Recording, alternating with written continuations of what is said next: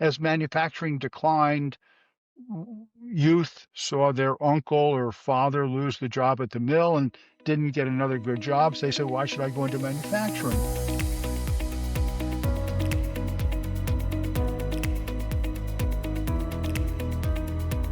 Welcome to Forged in Focus, the podcast where we dive deep into the issues shaping the future of American manufacturing. I'm your host, John Ward. Today, I'm joined by a very special guest, Harry Moser. Harry is the founder and president of the Reshoring Initiative, a nonprofit dedicated to bringing manufacturing jobs back to the U.S.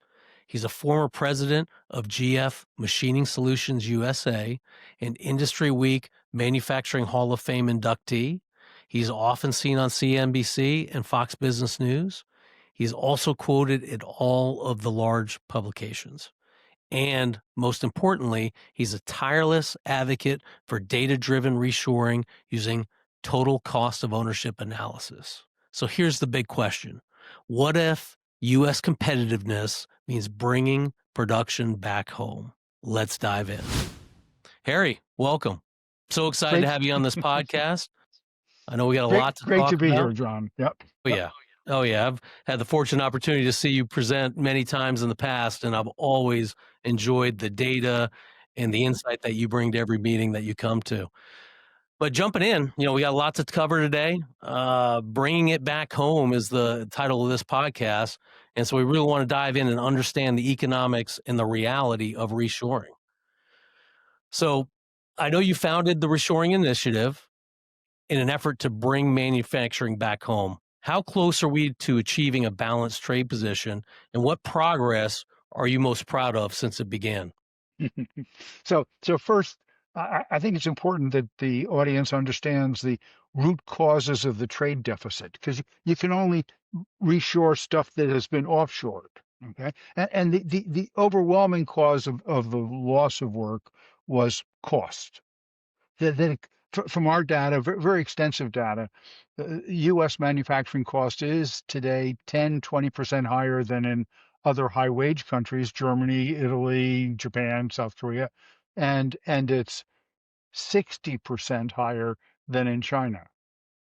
And somewhat similar in India and Mexico and other low wage countries. So it's the countries went off because they could find stuff so cheap. And then as they went off and U.S. manufacturing shrunk, relatively lost all kinds of, there's now all kinds of components that you can't get here. And therefore, if you want to assemble something here, you can't, you'd like to, but now I got to bring all the components in from somewhere else. So if I have to do that, I might as well assemble it somewhere else and ship it in. That problem.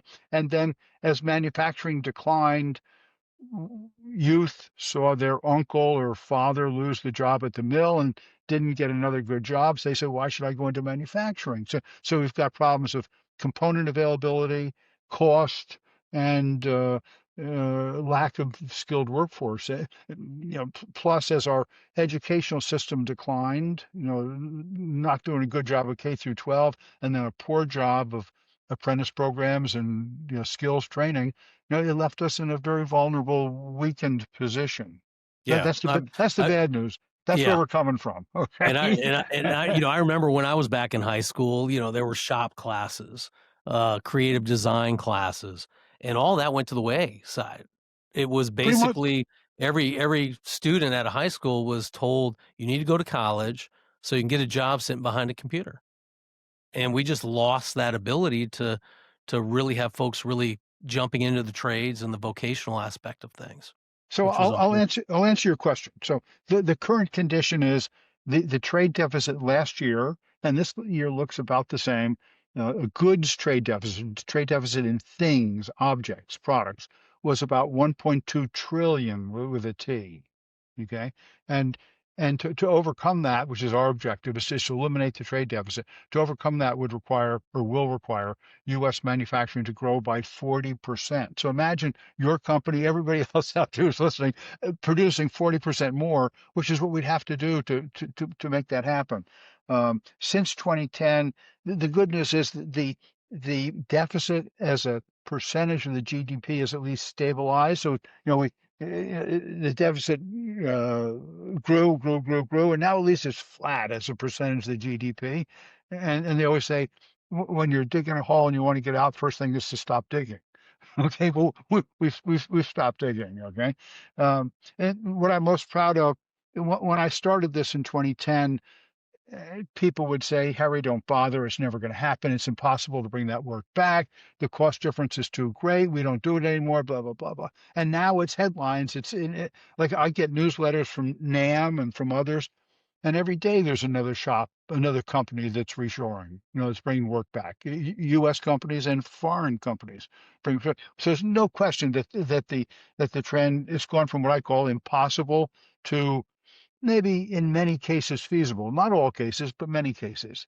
Um, the, Well, the we've enjoyed your work over the decades, especially from being an American manufacturer here. Now, what do you think really kind of made that shift? Was it some COVID era supply chain issues, tariffs, technology? What things helped transition that? Okay.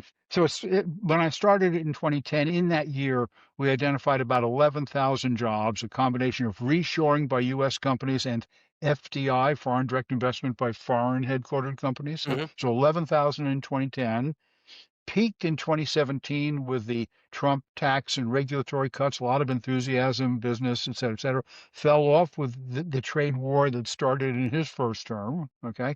And then picked up with COVID and all the disruptions, the Suez Canal blockage, the Hamas, Israel, Ukraine, Russia, all these things that slowed down deliveries by months, maybe, yeah?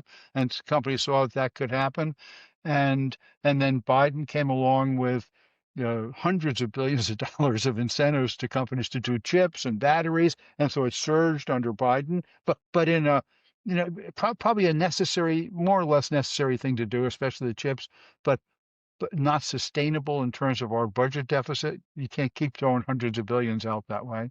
That's right.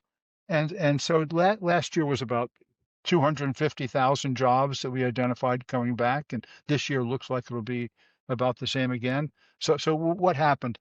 Yeah, I'd say the long-term underlying trend is companies finding out that even though they're saving 20, 30%, whatever on the product, that the costs of inventory carrying costs, the risk of not getting it on time, the travel costs, the ESG, if they're tracking ESG, put all those things together, and companies will say, well, it's not worth it. It's too much bother, too much fuss, too much irritation, too much risk, and therefore, so you've had that continuing to grow and then you have these spikes that come in with Trump and Biden and so on, and I'm happy to have the spikes, but I'm delighted to have the underlying trend where companies out there just make good common sense decisions. Yeah, Okay? no, that's great. That's great. And I know you've always talked about and preached about TCO, the total cost of ownership. You've been talking about that for years. What's still missing in how U.S. manufacturers apply it? And how can smaller companies realistically, like myself, use TCO to justify reshoring? Yeah. So first, most companies do not use it. So we did a survey in the first quarter of 2025. We had 220 responses from big companies and 280 from contract manufacturers, job shops, people like that. And the OEMs, only 30% of them said they use TCO, and the other 70% looked at just the price or maybe the landed cost or some other method. And if they use TCO, I suspect they still didn't consider all the costs and risks that we have in our free online TCO Right. estimator for people to use, because it's work. It takes some work to do it. And and some of the things that even the ones who look at landed costs, which is price plus duty and freight, that's more or less landed cost. Even those people are missing carrying cost of inventory, travel cost, intellectual property risk, the risk of just generally stocking out and not being able to deliver on time, geopolitical risk. I mean, the military thinks that by 2027, China is going to do something about Taiwan. And if that happens, nothing's coming out in Oh, China and Taiwan here we're gonna for be in trouble. Yeah. it's not going to be a month that things are going to be late. It's going to be years that things are going to be late until that settles down. And so we came up with a geopolitical risk map that lists all the countries and what the probability is of a U.S. company being decoupled, being cut off from that country due to geopolitical kind of things. And and the idea is for a company to say, what am I getting from China? That's what it's really targeted at. What am I getting from China? If that stopped completely for a year, 2 years, uh, what would I do? Well, I'd find another supplier, and they call you for tanks or whatever, and they say, John, you always wanted to make tanks for me. Now's the time, you know, and can you get me a bunch of them in a couple months? And you'd say, well, 2 months ago I could have, but I've had 1,000 calls today from everybody else who's cut off from China and Taiwan, and I'm going to take care of the people who gave me their business before that's happened. And I, Right. I think Yes. I think in 2 years or 3 years I could probably expand enough to take care of you too. And so we tell companies they should say, if this happened, what's the how much business am I going to lose? How much revenue? How much margin am I going to lose over that period of time? What's the probability? What's the expected value of loss? Therefore, how much more should I be willing to spend now to buy the products in the US as insurance against that happening? You're right. So we Now, build that into the TCO. that's interesting. Now, do you see the big blind spot? Is that geopolitical? And Uh, companies, our survey says it's the second highest ranked reason to reshore. So okay. companies are acting on it. But in our survey, when we asked them, um, have you identified, are you concerned about the risk of war, geopolitical? Yes. Uh, Specifically Taiwan. Yes. Um, and maybe 56% said yes. And then we said, how have you identified products to bring back as insurance against that event happening? And maybe 34% of them said yes. So they're sort of aware of it, but they're not acting on it. So one of the things that we suggest, for anybody out there who sells to bigger companies and companies that make the reshoring, offshoring decision, is to remind them of it, point it out to them, get them to quantify their risks, those risks, and get on board and start ordering things here now. We hear it all the time from our clients, especially the individuals that are working at the plant sites, about the fact that if they go overseas, let's say they buy from China, the units come in, there's some quality issues, that repair cost to get Yeah. them to the level of expectation for that client typically isn't brought into that TCO equation for them. So they I, I might th- say, "Oh, yeah, you bought those from China, you saved X amount of dollars," but at the end, we had to repair them, we had to fix them, we had to do all these things to it, and when you bring a American fabricator in now to do all that work, the actual cost of the unit my, was exceeded what we would have quoted it to begin with in the first and built place, it yeah. for. So Yeah, I was talking to an owner of a machine shop, and he said, I said, how you doing on reshoring and offshoring? He said, well, I go to this big company. And I say, I used to make the widgets for you. Now you're getting it from China. I'd like to make them again. Would you? Guy says, if you match the Chinese price. And he said, yeah. And my friend says, I heard you're having quality issues and warranty issues, and you're stocking out and you can't assemble. How about the cost of all that? And the buyer says, that's not in my budget. That's in right. somebody else's It's budget. someone else's budget, right, right. Yeah, You got to match the Chinese price. Now, and that buyer gets his or her bonus, his promotion based on buying at the lowest possible price. So you can't convince him. You got to convince his boss and the boss to change the reward structure, the promotional structure within the company, to reward them based on total cost instead of on price. yeah. No, that's a great way to think about it for sure. So a lot of data goes into your TCO equation. What is the biggest hurdle that folks just don't kind of understand as they're looking at all the data points? Well, like you said, I think geopolitical risk probably it's very hard to quantify. What's the probability of war over Taiwan? Some people say zero, and some people say 100% by 2027, and there's a number somewhere in between. If everybody agreed it was 100%, they'd all be acting now. I could retire. Uh, so geopolitical risk is important. Increasingly, I think ESG is important as society as a whole decides it has to do something about it. The I'd say those are probably the two, and maybe just the risk of losing a customer. You lose a good customer, it's much more expensive, as we all know, to get a new customer than it is to keep an existing customer. And if you lose the existing one because you can't deliver because you're not getting the product you need from offshore, then that's you can afford to spend an awful lot to avoid that happening. Yeah, yeah, no, that makes a lot of sense. You brought up ESG. Talk about Hmm. that a little bit. Sustainability. Yeah. So we've done a fair amount of study on that. The uh, we've taken a series of products and analyzed the emissions associated with making them in another country and shipping them here versus making them here. Okay, and everybody talks about the freight, shipping it, but the freight isn't that emissive because you put an awful lot in those container ships, and so there's some in there, but the main cost, the main emissions, are in the production of the product.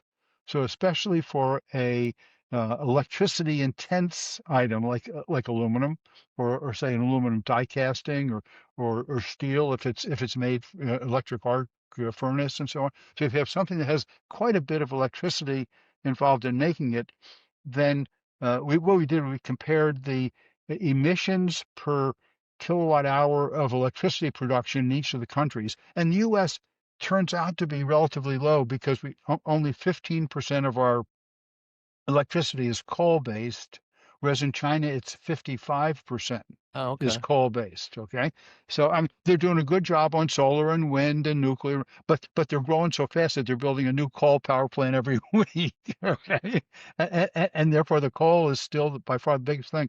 So when you reshore, you save the difference in the emissions of production, and you save the transportation, and you have less inventory and warehouse and all this kind of, and so we've identified a range of products where you save 25 to 50%, and this is really critical because in the environmental world, they talk about scope one, scope two, and scope three. And scope three Hmm.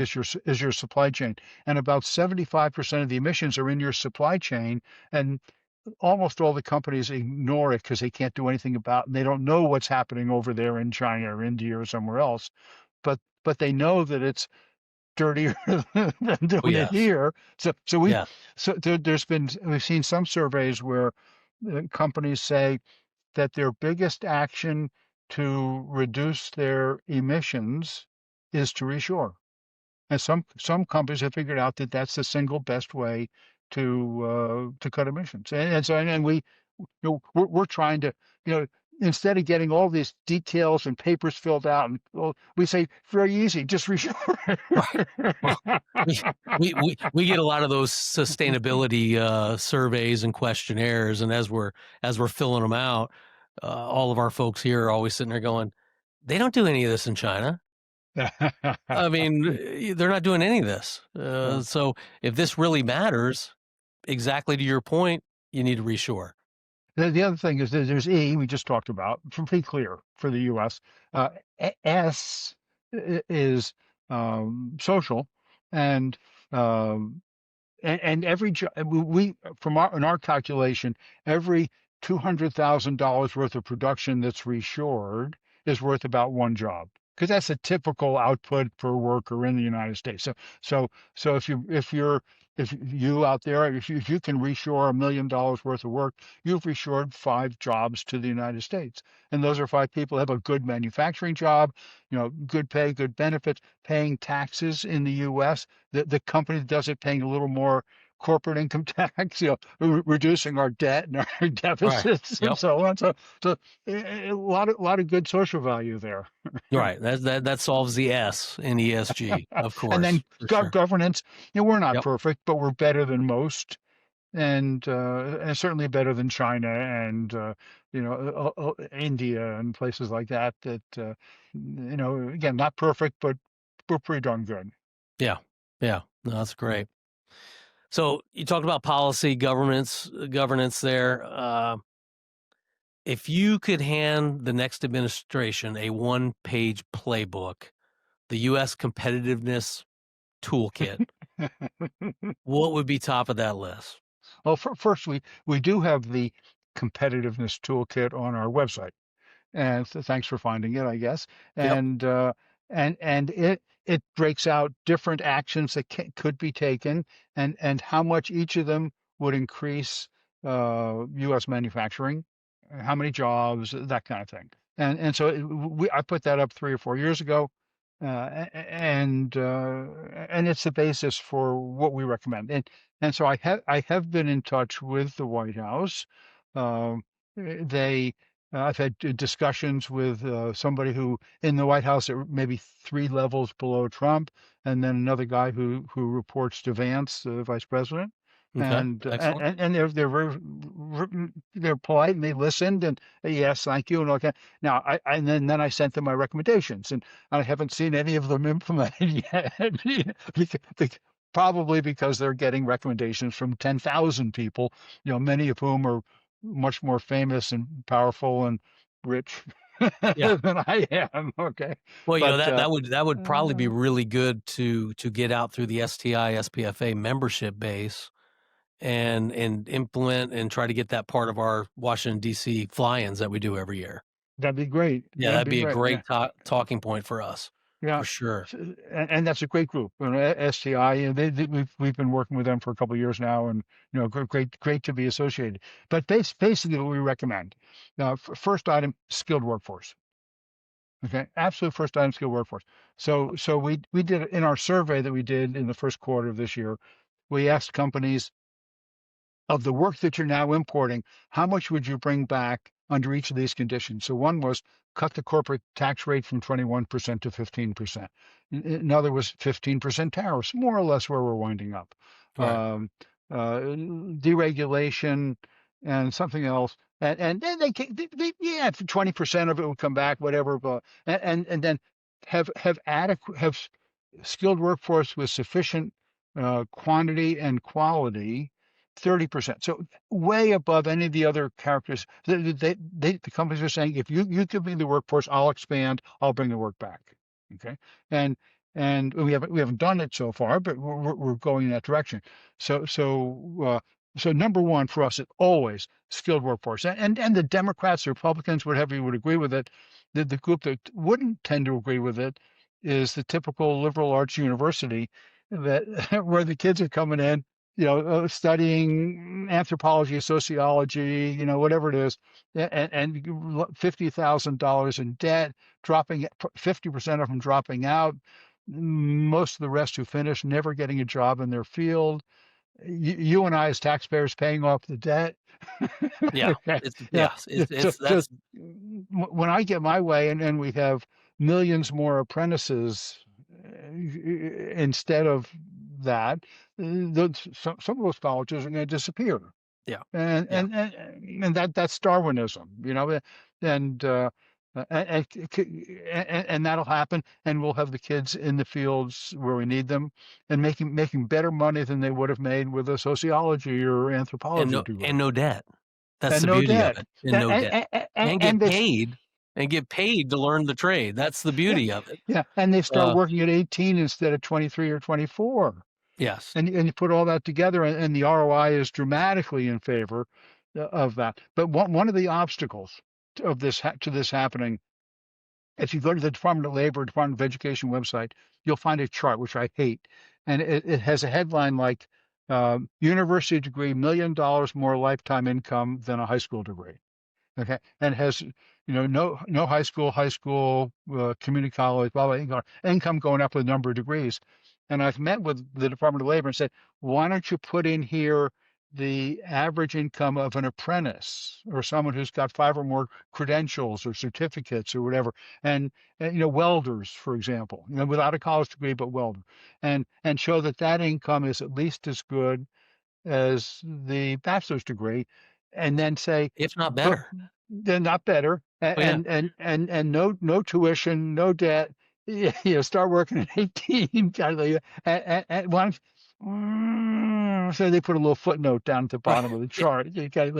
And and so if they did that one thing, instead of the guidance counselor sending this chart out, says everybody's got to go to college, everybody's got to go to college. Instead, if they send out everybody's got to get a good career, everybody's got a well-paid career, then I think it'd be a lot easier to recruit the kids that we need. So skilled workforce number one, and then second is to overcome the cost problem. I mentioned before the 10 to 60% higher cost here, and and having the better trained workforce will help, but not enough. You can't get enough out of that, and so you need. We say that the best choice is to get the dollar down by 20%. The problem is that we're the reserve currency, which they say is a exorbitant privilege for a bank, but for a factory competing with imports from a country whose currency is low and whose wages are therefore low, it's a major problem. So we say get the dollar down by 10, 20%, and because everybody agrees the dollar is overvalued by 20% because of our being the reserve currency. And then there's methodologies for doing it. There's always side effects, but nevertheless, we think that's best because you look. But if you don't do that, second choice for us would be value added tax. Okay. Like every other country has like a 15% value added tax on everything that's imported and a 15% credit on everything that's exported. We don't do that. And so that puts us at a disadvantage relative to imports and exports. So we would have a value added tax. Then if you can't do that for political reasons, then something like what Trump's doing, but like 15% on everywhere except 25 to 50% Yeah. on China. And Yeah. I With all would, the reciprocal tariffs that he's put yeah, in place. Yeah. and, but put in place, locked in place, approved by Congress, firm, because we have a list of maybe 40 companies that say that they've announced, billion, 2 billion, 200 billion. You see these people on television with Trump, and we're going to do it. And then most of them have not started digging yet. They haven't even announced where they're going to do it. And so we don't put them in our data until they start digging, until we're sure that it's a real project.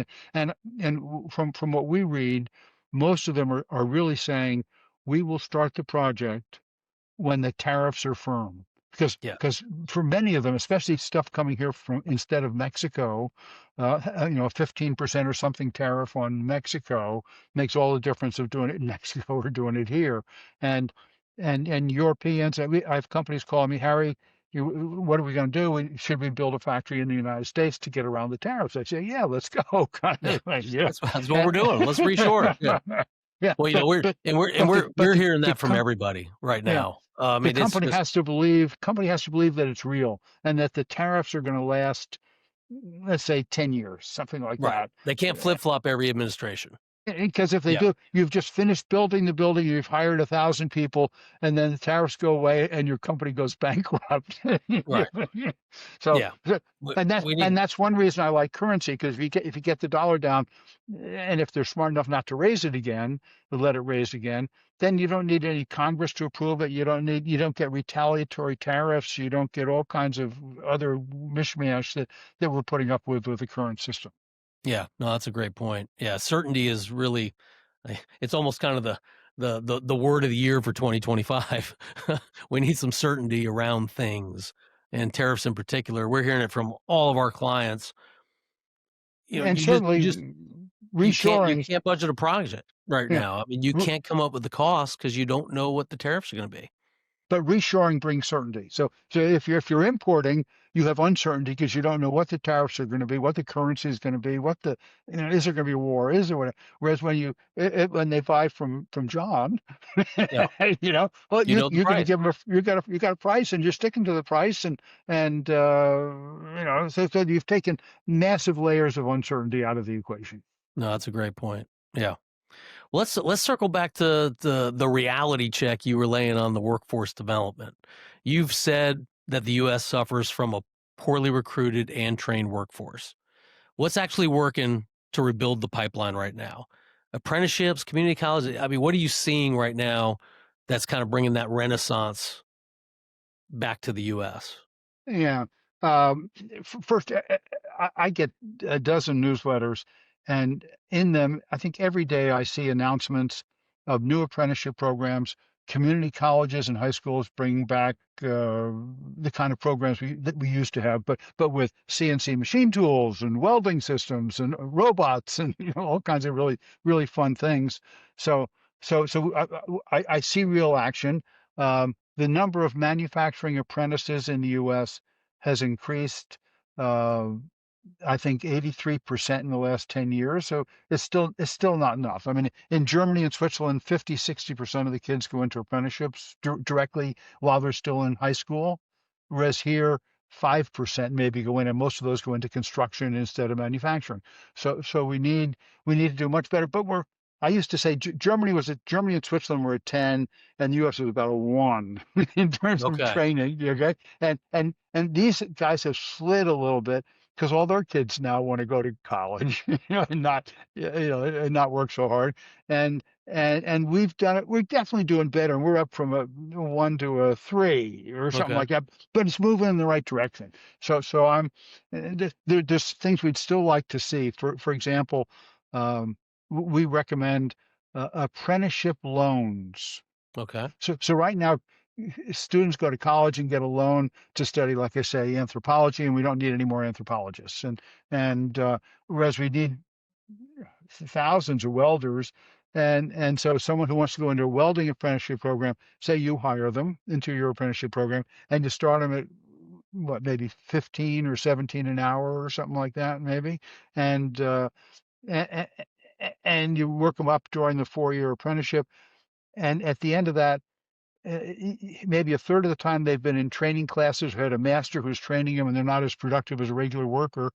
And so at the end of the apprenticeship, if they quit and they go to work for somebody else, you look at that and say, "Hey, I lost money on that apprentice. Yeah, I shouldn't have done that."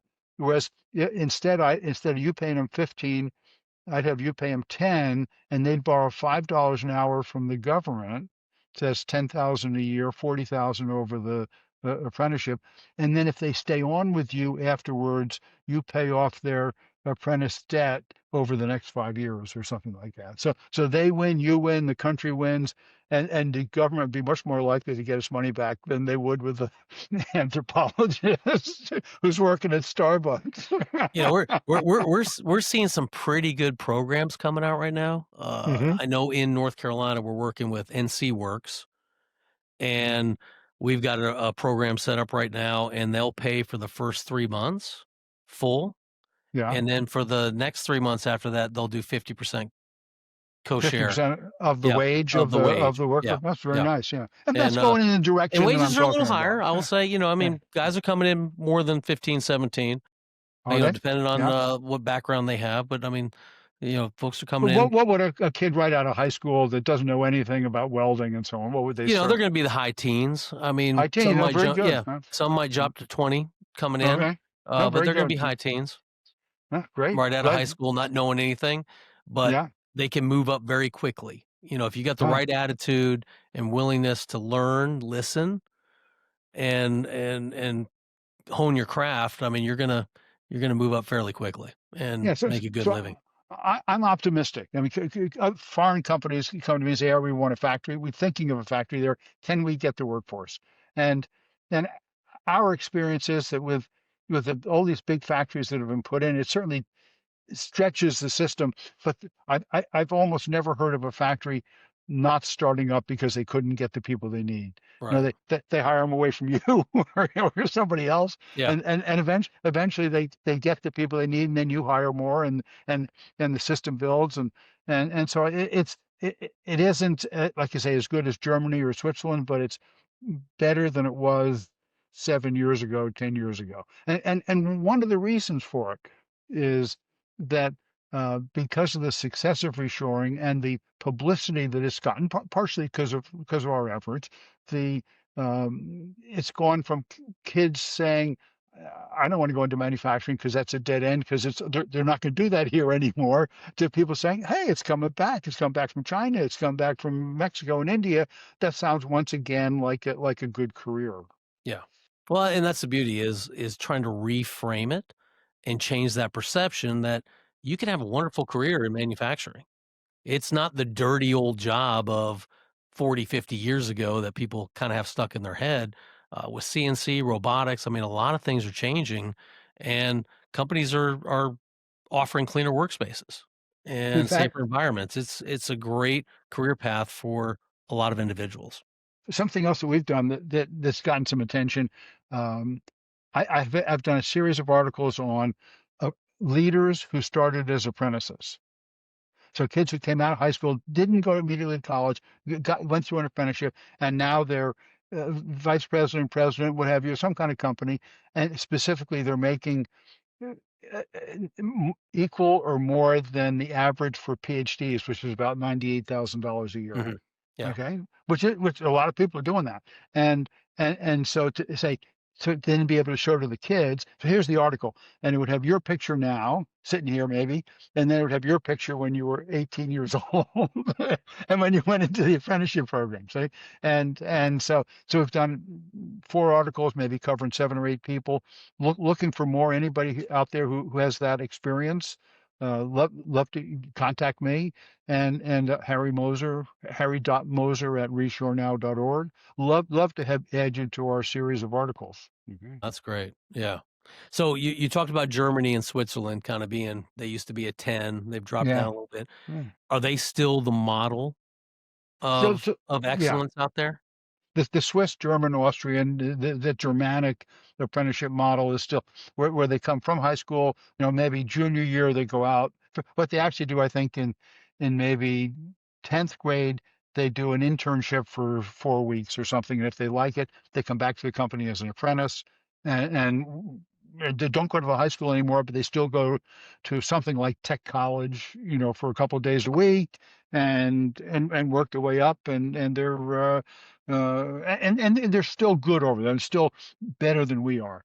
But but we're getting better. Now, We're coming up.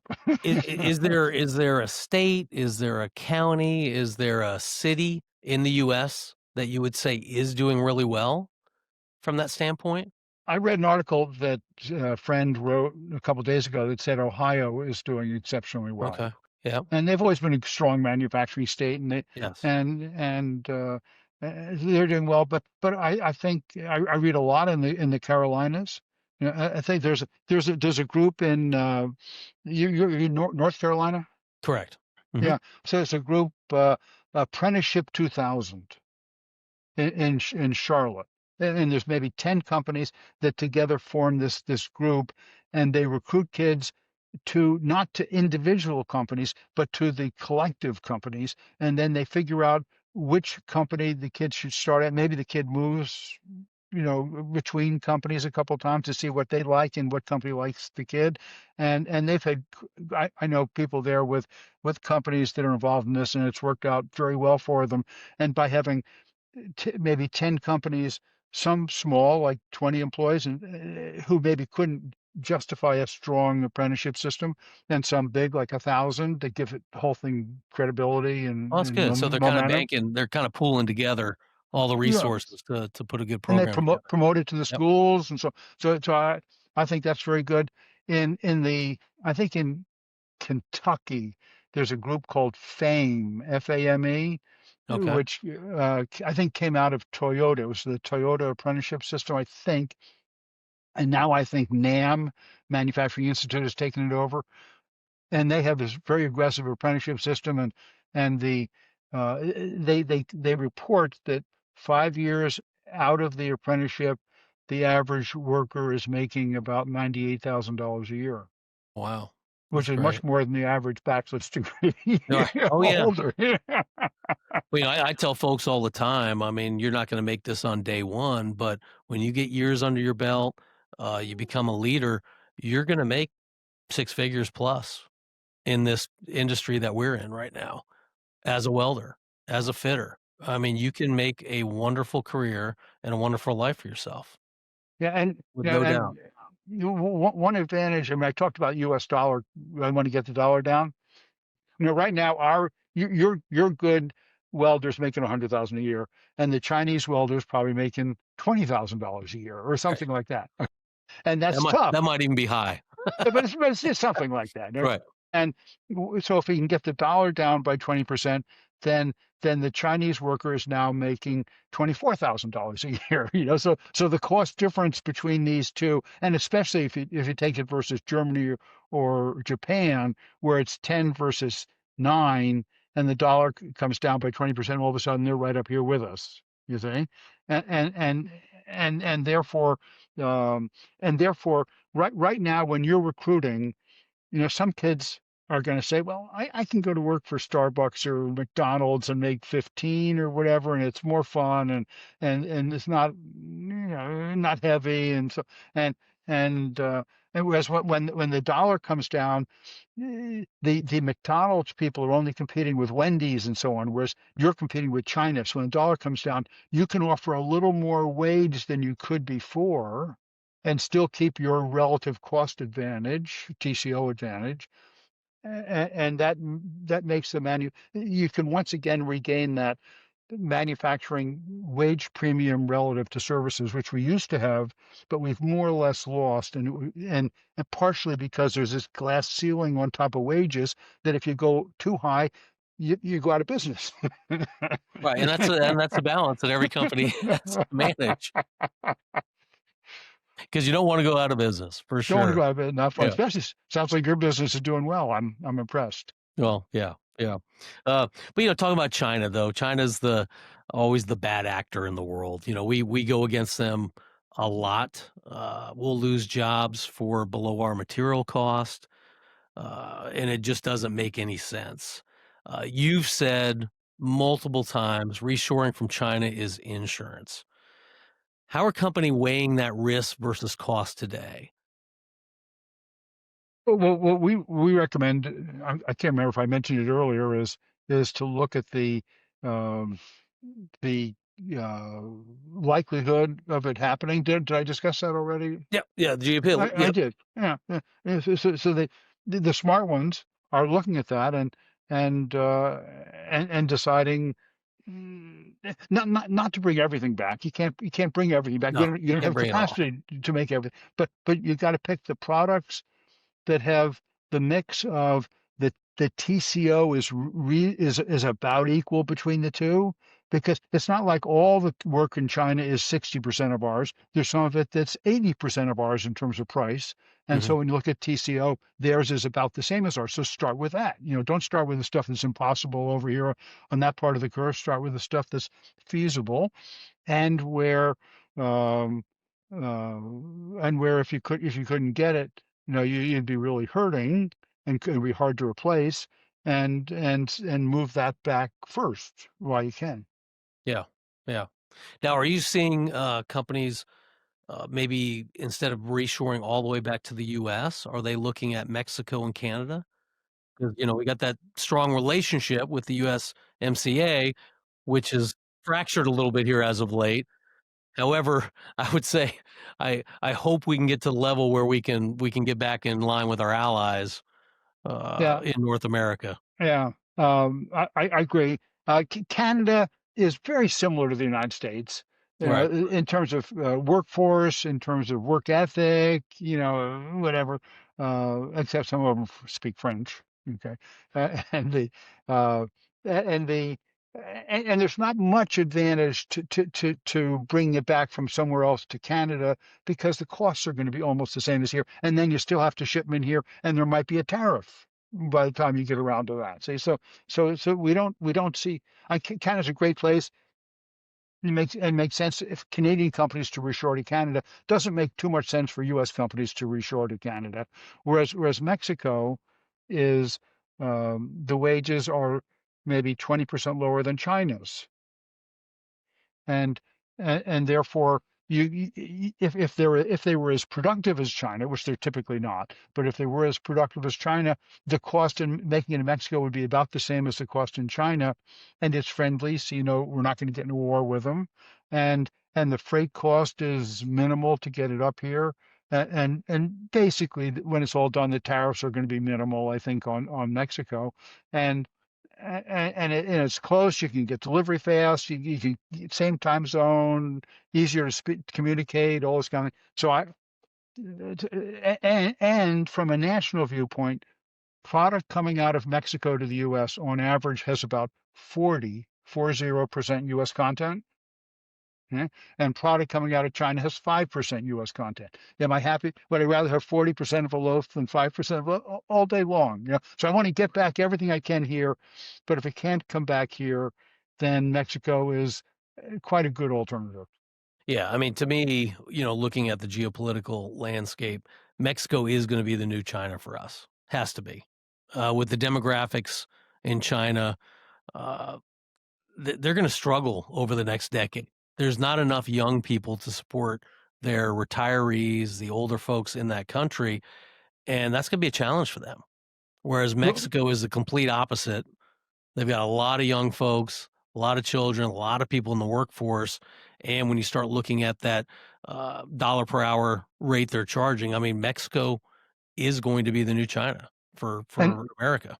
Yeah, for the last 10 years, I've been recommending that the U.S. and Canada, but the U.S. and Mexico primarily, should target work that's now in China, especially, but also Southeast Asia, also India, also, and bring it over, put maybe the more advanced up here, and put the more labor intensive into Mexico, and help them improve their productivity so they can be cost competitive with what you were bringing in from China.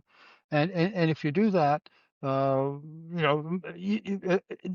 you add millions of manufacturing jobs in Mexico, you'll get the same phenomenon you had in China. China added all those jobs, and they were able to raise their wages by a factor of what, 10 All right. over 20 years or something like that. And if Mexico would raise its wages by having everybody busy, by a factor of 2 or 3, then we would stop offshoring work to Mexico. Yeah, by loading Mexico up, not shipping work from shifting work from U.S. to there, but bringing it back from Asia to there, Yes. then then that makes us more solid, more stable, and creates a stronger team. Yes. I agree 100% with that. Let's switch gears a little bit and talk about real estate and logistics. You've noted reshoring will shift logistics from rail to truck and will change the type of industrial real estate needed. What should developers and planners be preparing for right now? Yeah. So what we see happening, and obviously it's in the initial phases of it, but is that as we reshore more, there'll be less imports. Okay, and imports tend to come in. They come in, but primarily by boat, and they get put on a train and get taken to especially if they tend to be end products. There's some components, but they tend to be end products, and they come to a distribution center, maybe another distribution center, and then maybe to a Walmart or something like that. Whereas with domestic production, you get trucks delivering components fairly local, 50 miles, 100 miles maybe, from component makers to the assembly plant that assembles them and then ships them maybe to Walmart, or maybe a distribution center in between. So we say there's going to be a lot more big factories and not so many more distribution centers. Okay. So one of the things so we'd say you're going to have less east-west train traffic, maybe a little more south-north train traffic coming up from Mexico, and more truck traffic. And that if I were real estate and I were building a distribution center, and I got someone who wants it, I'm going to build it, I'm going to make money on it, I'd make it so that it's convertible into light manufacturing. Okay. So well, here's the electrical enclosure. I put some space around it, so when you needed more electricity, which you do with a factory than you do with a distribution center, that I'd be able to expand it, double or triple the capacity, and I'd make sure I had space for more workers because a factory typically takes what, two, three, four times as many employees as a distribution center does, for the same square footage. Hmm. And so I did a couple of simple things like that that would say if the market really craps out for distribution centers, well, I can and reshore, and Harry's right about the reshoring. Well, then we got another. I'm still gonna be making money on this building. There you go. No, that makes a lot of sense. You can convert that into the space you need. Yeah, That's I perfect. was actually talking to somebody yesterday who called me from somewhere, and and he was talking about converting retail stores into small factories. Okay. Because as retail, shrinks and online is better, the bricks Yeah. and mortar, that to putting something. Now you can't go heavy. You're not going to put a foundry in a strip mall, but some kind of assembly, kind of light machining, something like that, could make a lot of sense. No, yeah. No, I agree with that 100%. Well, hey, as we wrap up today, I just want to kind of share a few things and talk about your 2025 reshoring data. You're showing that certain industries and regions are taking the lead. Who's winning that race back to America and why? Yeah, regionally, reshoring for the last really since 2010. When it really got going, or when we really got it going, has centered first on the Southeast, in Carolinas, Georgia, Virginia, and so on, and then out into Texas. Now Arizona's done very well, especially with chips. There's Right. hundreds of billions of dollars on chips, I and see that and in the now news. and up through the center of the country, Kentucky, Tennessee, Ohio, Indiana, even some Michigan. So tendency, is skilled workforce. Available skilled workforce. Tough everywhere, but better some places. Right to work, so high probability of being able to stay non-union. Um, Land costs lower than say in the Northeast or California. Workers well paid, but not quite as well paid as in some of the Northeast California, whatever. And obviously relatively near to your market. You don't want to ship the product too far or you lose your advantage. Yeah, no, that's true. That's true. So you were quoted as saying, "Workers must work as smart as Germans and as hard as Chinese." Well, So, if you want to how succeed do you inspire the next generation to do that, to want to to do do that? that, I think the rewards from doing a good job. To me, I've worked like 60 hours a week since I was 30 or something, and I'm Right. supposed to be retired and I'm still doing that. And and I get great pleasure from it. I get opportunity to talk to you, get the opportunity to work to do something good for the country.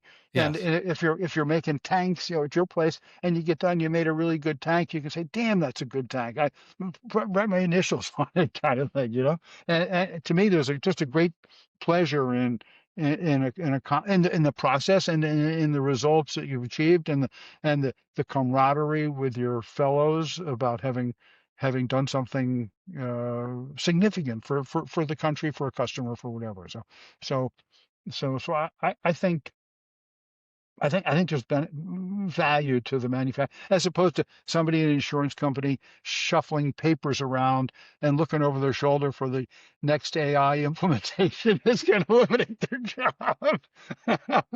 Oh, waiting. Just when's it coming? Yeah, the next AI implementation. That's great. That's great. I've got a really cute cartoon that I use sometimes, and it's in a restaurant, and there's just three guys.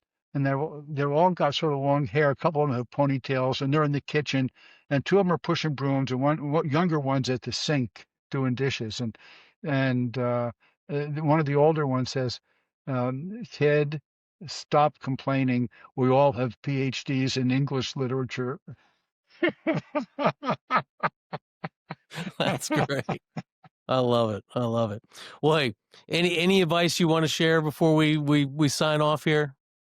So any companies there that have reshored, love to hear about it because we get our data from finding out about those cases. So anybody that has, we're at reshorenow.org is our website. So if you have reshored, want to hear about it. If you've got the opportunity at your company to reshore or to convince your customer to reshore and buy from you, then we can help you.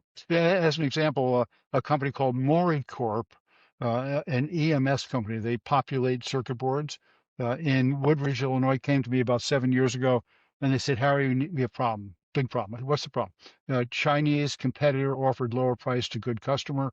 What can we do?" So we did the TCO calculation together. He showed the customer that even though Mori's price was higher, the total cost to the customer was lower, and he sent me a letter saying that was key to winning a $60 million order.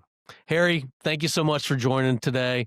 This was a great conversation. I really appreciate everything that you do, how you quantify and champion U.S. manufacturing. Everyone listening, please go check out reshorenow.org for all the tools and data that Harry talked about today.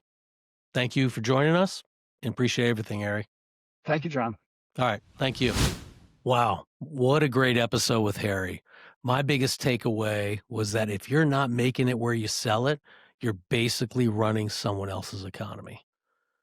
Huge thing to think about. And I want to thank you for tuning in to this episode of Forged in Focus. If you enjoyed the conversation, be sure to subscribe, leave a review, and share this episode with your network. Let's keep the momentum going. Until next time, I'm John Ward. Stay strong, stay focused, and keep forging ahead.